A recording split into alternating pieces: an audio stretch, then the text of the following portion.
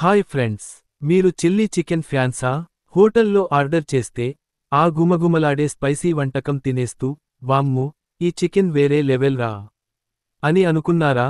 కానీ ఒక్కసారి ఊహించండి, మీరు తిన్నది చికెన్ కాదు, గబ్బిలం అని తెలిస్తే. అవును, మీరు విన్నది నిజమే. తమిళనాడులో జరిగిన ఈ గబ్బిలాల చిల్లీ చికెన్ గోల గురించి ఈ రోజు మనం మాట్లాడుకుందాం. తమిళనాడు, సేలం జిల్లా, డానిష్పేట్టై అనే అటవీ ప్రాంతం. ఇక్కడ ఇద్దరు, సెల్వం మరియు కమల్. వీళ్ళు గబ్బిలాలను వేటాడి వాటిని చాప్ చేసి చిల్లీ చికెన్ అని హోటల్స్లో, ఫాస్ట్ ఫుడ్ సెంటర్స్లో, మందు షాపుల దగ్గర చికెన్ పకోడీలాగా అమ్మేస్తున్నారు. అమాయక ఫుడీస్, అరే ఈ చికెన్ టేస్ట్ ఏదో స్పెషల్గా ఉంది అని లొట్టలేసుకుని తినేస్తున్నారు. కానీ వాళ్లకు తెలియదు, అది చెట్టుకి వేలాడే గబ్బిలం మాంసమని. డానిష్పెట్టై అడవిలో గన్ శబ్దాలు విన్న ఫారెస్ట్ ఆఫీసర్స్ అక్కడికి వెళ్ళినప్పుడు ఊహించని దృశ్యం ఎదురైంది. ఫ్రూట్ బ్యాట్స్, అంటే ఫ్లయింగ్ ఫాక్స్లు, వాటిని గబ్బిలాలు అని కూడా అంటారు. రాత్రి చీకటిలో వేటాడబడ్డాయి. వాటి మాంసం అడవి నుంచి బయలుదేరి మరో రూపం దాల్చబోతోంది. ఇది బతకడానికి చేసిన వేట కాదు, ఒక అబద్ధాన్ని తినిపించడానికి చేసిన వేట.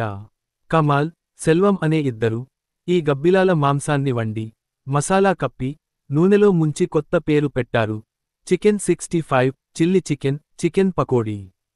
కొన్ని నెలలుగా ఈ మాంసం అడవిలో నుండి ఫాస్ట్ ఫుడ్ స్టాల్స్ వరకు చేరింది.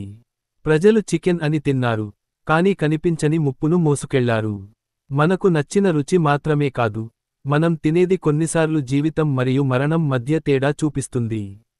ఒకే ఒక్క వంటకం ప్రకృతి నిబంధనలు మించితే మౌనమైన ఆయుధమవుతుంది. అది మనల్నే బలి తీసుకోవచ్చు.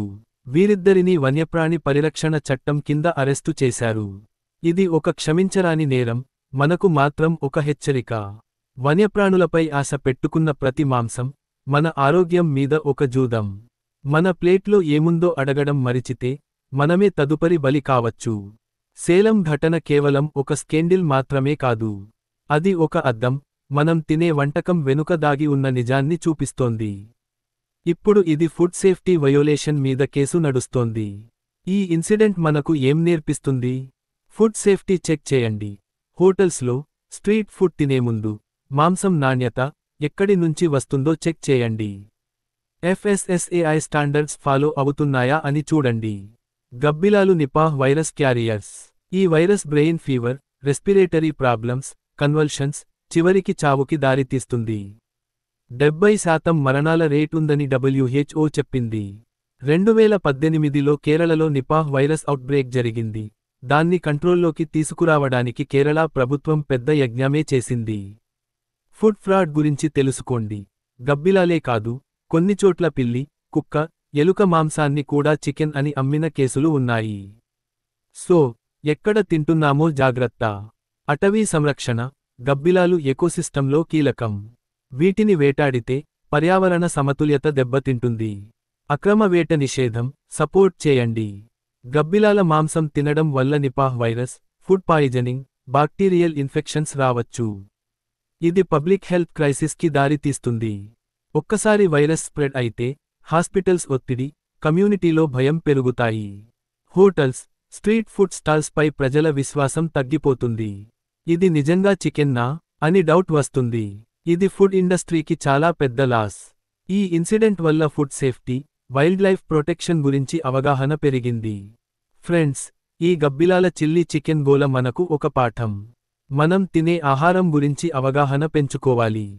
హోటల్లో ఆర్డర్ చేసే ముందు, ఇది నిజంగా చికెన్నా లేక బ్యాట్మాన్ స్పెషల్నా అని అడగండి. ఫుడ్ సేఫ్టీ రూల్స్ ఫాలో అయ్యే చోటే తినండి. ఇలాంటి స్కామ్లు మళ్లీ జరగకుండా మనమంతా అప్రమత్తంగా ఉందాం.